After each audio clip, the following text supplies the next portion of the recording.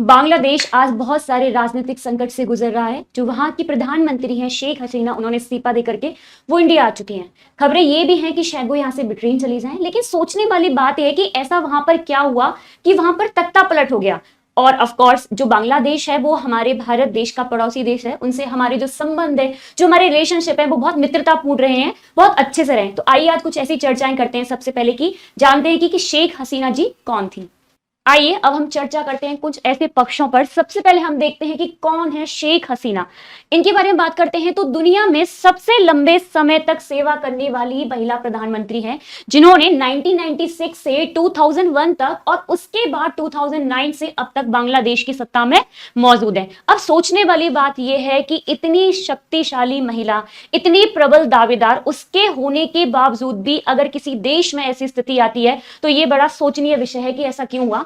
बात करें इनके पिता की, जो कि थे शेख मुजफ्फरुर रहमान, जो कि बांग्लादेश के संस्थापक हैं और उनको बंकबंधु के नाम से भी जाना जाता है। उनके द्वारा स्थापित पार्टी का नेतृत्व किया, यानी कि आवामी लीग इनके लिए एक पार्टी थी। उनके पिता की हत्या के बाद में इनको किया गया। पिता की हत्या हुई बहुत ही बेरहमी से। इस समय जब उनकी हत्या हुई थी तो उस टाइम पर ये वहां पर मौजूद नहीं थी, ये बाहर थी इटली के अंदर, दोनों बहनें। शायद इसलिए इनका जीवन भी बच गया, तो नहीं तो ये आज हमें हमारे साथ ना होती। 1975 में सैन्य अधिकारियों द्वारा तख्ता पलट में मुजफ्फरुर रहमान की हत्या और शेख हसीना ने पार्टी की कमान संभाल ली। अपने पिता का उत्तरदायित्व एक बेटी या बेटा ही संभालता है, उनकी संतान ही संभालती है। तो जो शेख हसीना है उन्होंने भी इस चीज का दायित्व संभाला और आवामी लीग है जो पार्टी है उसको किया। अब हमारी बात करते हैं कि इस घटना के पीछे सबसे मेन कारण क्या है। देखिए, इतनी बड़ी घटना होती है तो उसके अलग अलग मुद्दे होते हैं, अलग अलग कारण होते हैं। सबसे पहले अगर हम देखते हैं राजनीति की ध्रुवीकरण, जिसको पॉलिटिकल पोलराइजेशन कहा जाता है। अब इसमें क्या हुआ कि इन्होंने जो आवामी लीग थी, इनकी जो पार्टी थी, उस पर कई वर्षों से सत्ता में कई बार चुनावों में छेड़छाड़ करने के आरोप थे कि मैल प्रैक्टिस होती है, सही तरह से चुनाव नहीं करवाती, इनका तरीका सही नहीं है, गलत तरीके से वोटिंग लेते हैं, ये सारी चीजें। और जो अभी हालिया में चुनाव हुए थे, अभी हुए थे, तो लीग के खिलाफ एक बड़ा गठबंधन भी बनाया गया उनके अगेंस्ट जांच करने के लिए। लेकिन इन सारी चीजों के बावजूद भी शेख हसीना चुनाव जीत जाती हैं। अब बांग्लादेश में हम बना वो या आवामी लीग बना, अन्य की स्थिति हो गई। यानी कि एक तरफ तो कौन हो गई, शेख हसीना, उनकी पार्टी आवामी लीग, और अन्य में कौन हो गए, प्रजा, दूसरे लोग, सत्ता के लोग, जो हमारी यूथ है, प्रजा है, वो एक तरफ है और ये शेख हसीना जी एक तरफ है। अब दोनों में टकराव की स्थिति पैदा हो चुकी है। अब तो देखिए, ये तो सब ये था राजनीतिक कारण थे। अब आर्थिक कारण क्या था।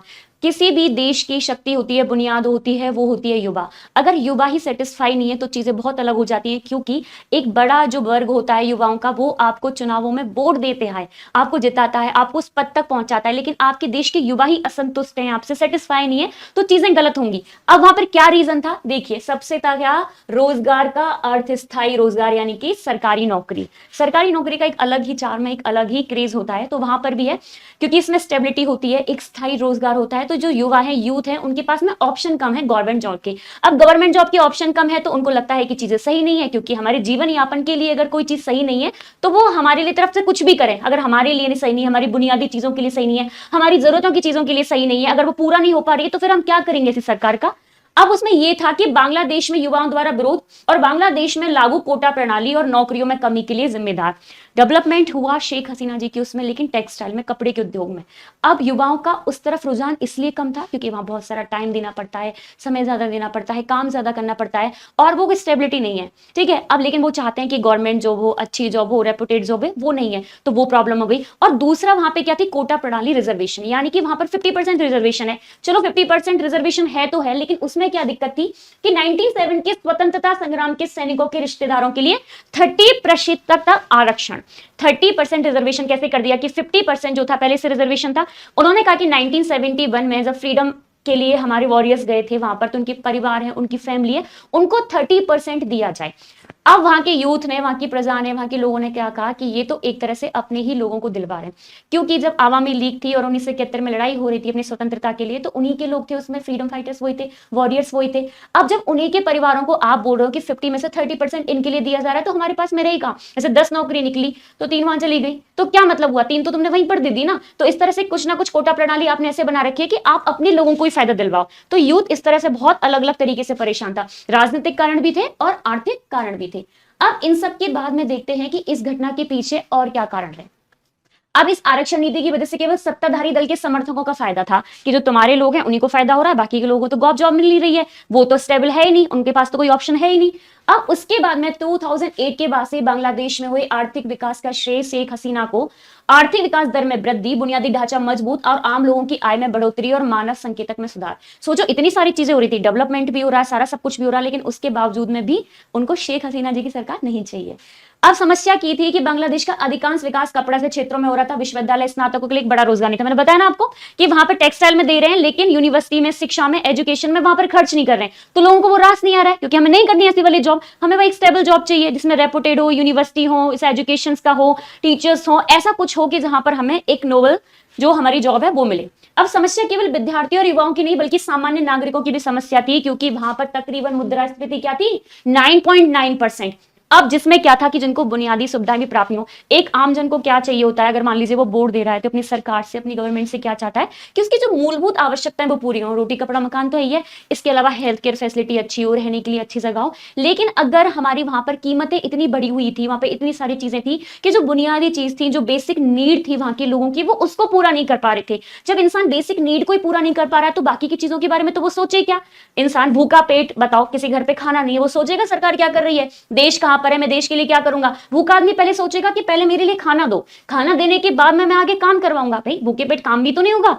अब यही सारी चीजें थी। इसके अलावा हालिया आंदोलन ने इस अविश्वास को कम करने में महत्वपूर्ण अदा की उनके शब्दों ने।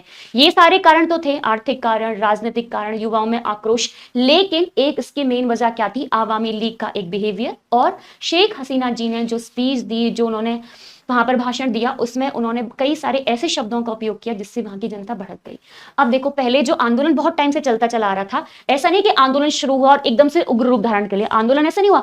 आंदोलन आराम से हो रहा है, शांति से, प्रेम से, लोग अपनी मांगे कर रहे हैं कि हमें ये करना है, हमें ये चाहिए। लेकिन मान लीजिए कोई भूखा पेट, बुनियादी चीजें, बेसिक नीड्स पूरी नहीं हो रही हैं। अब ये सारी चीजें पूरी नहीं हो रही है तो इंसान क्या सोचेगा अपने बारे में। लेकिन उसी आक्रोश में मान लीजिए कोई ऐसा बयान दे दे कि अरे ये तो रजाकार हैं। अब रजाकार का मतलब होता है देशद्रोही।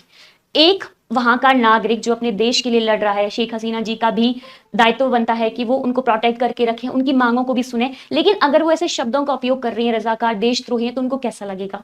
ऑफ कोर्स किसी को भी अच्छा नहीं लगेगा। एक देश के नागरिक को आप बोलो कि ये तो देशद्रोही है, तो ये भड़काने वाला काम किया। उसके अलावा गोली चलाने का आरोप किया कि चलो गोली चलवा दो उनके ऊपर। तो ये कुछ कुछ उनके बयान रहे, कुछ उनकी पार्टी की समस्याएं रही, कुछ ऐसी चीजें रही, उनको चीजों को मैनेज नहीं कर पाई, और इस तरह से वहां पर जो आंदोलन है वो बहुत ही उग्रवादी रूप में हो गया। अब हम देखते हैं कि बांग्लादेश पर इस घटना का क्या प्रभाव पड़ेगा।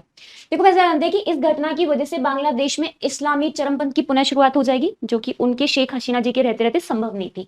इसके अलावा शेख हसीना ने बांग्ला राष्ट्रवाद की धर्मनिरपेक्ष और आधुनिक संस्करण का प्रतिनिधित्व किया। उन्होंने फंडामेंटलिज्म को कभी भी राजनीति में आने नहीं दिया। उनका शासनकाल में लंबे समय तक कट्टरपंथी उग्रवाद के खिलाफ एक सुरक्षा कवच के तौर पर काम करता रहा। यानी कि उन्होंने इस चीज को मैनेज रखा, अपनी प्रजा को बचा के रखा कि कभी भी उग्रवाद, कट्टरपंथी उस चीजों में आ ना पाए, उनकी राजनीति के अंदर प्रवेश ना कर पाए, जिससे वहां की आम जनता को, आम लोगों को परेशानी हो। इसके अलावा बांग्लादेश कट्टरपंथी उग्रवाद भारत के लिए एक बड़ा सुरक्षा खतरा है। देखो वहां पर क्या था कि जब तक भारत तक संबंध थे, शेख हसीना जी थी, तो उन्होंने इस चीज को दबा के रखा था। लेकिन अभी वो वहां पर नहीं है, तो क्या होगा इसका पता है, उनके पाकिस्तान से जो संबंध है वो मजबूत हो जाएंगे। और शेख हसीना जी वहां से सीधा कहां पर आई है, अपने भारत आई है। तो ये कहीं ना कहीं पर एक नेगेटिव इंपैक्ट तो है, और भारत के खिलाफ भी वहां पर मोर्चा उठाया जा रहा है एक ऊंचे स्वर में। अब ये देखते हैं कि इसके अलावा, ये तो गई बांग्लादेश की बात, अब हम देखते हैं कि भारत पे क्या असर होगा। देखो अब क्या है कि 1.5 दशक से अधिक तक शेख हसीना भारत की सबसे मजबूत सहयोगी रही। इस दौरान क्या था कि वहां पर हमारे जो व्यापार था वो भी आगे बढ़ा, पारगमन व्यवस्था, सुरक्षा सहयोग, पीपल टू पीपल संबंधों में प्रगति के साथ द्विपक्षीय संबंध मजबूती है। यानी कि हमारा सामान आ रहा है, जा रहा है, व्यापार हो रहा है, लोगों से संबंध मजबूत हो रहा है, रिलेशनशिप अच्छा हो रहा है। ये सारी चीजें कब पॉसिबल थी, जब तक शेख हसीना जी उनके अंदर थी, वहां पर बांग्लादेश में थी। अब होगा क्या कि उनके निष्कासन के साथ ये संबंध क्या हो जाएंगे, कमजोर हो सकते हैं, कम हो सकते हैं। जरूरी नहीं है कि दूसरा पर्सन आए वो वैसे ही इन सारी चीजों को प्रोसेस करे जैसे शेख हसीना जी कर रही थी। बांग्लादेश में भारत विरोधी भावना पैदा होंगी, बिल्कुल होंगी, क्योंकि वो सीधे यहाँ पर आई है, तो एक नेगेटिव इंपैक्ट तो पड़ेगा वहां पर कि वो वहां से सीधा कहां पर पावर आ रही है, भारत में आ रही है, भारत उनको सुरक्षा प्रदान कर रहा है। अब इसके अलावा भारत और शेख हसीना के मजबूत संबंधों की वजह से विरोध प्रदर्शनों के दौरान भारत के खिलाफ आवाज भी मजबूत होगी। इसके अलावा शेख हसीना के साथ मजबूत संबंधों की वजह से बांग्लादेशी विपक्ष के साथ भारत के संबंध नहीं रहेंगे, अब विपक्ष सत्ता में, यानी कि अब वैसा वाला सीन नहीं रहेगा जो कि शेख हसीना जी के टाइम पर था। इससे कट्टरपंथी उग्रवाद और मजबूत बांग्लादेश पाकिस्तान के संबंधों में मजबूती होगी और भारत की सुरक्षा पर बड़ा खतरा होगा। अब फंडामेंटल्स वहां पे खत्म था, किसकी वजह से? शेख हसीना जी की वजह से। लेकिन अब क्या होगा? उग्रवाद हो जाएगा और वहां जो बांग्लादेश है, जो उनके संबंध है पाकिस्तान से, वो मजबूत होते हुए दिखाई देंगे और कहीं ना कहीं ये हमारी भारत की सुरक्षा पर प्रश्न चिन्ह है। भारत की सुरक्षा पर हमें और ध्यान देना होगा, ये सुरक्षा को और खतरा बढ़ा रहा है। तो इस टॉपिक का हमने ये सारी चीजें जानी, ये सारे पॉइंट्स क्लियर किए। फिर भी आपके मन में संशय हो कि आपको कुछ और जानना हो, कुछ और पूछना है, तो आप कमेंट्स बॉक्स में बता सकते हैं।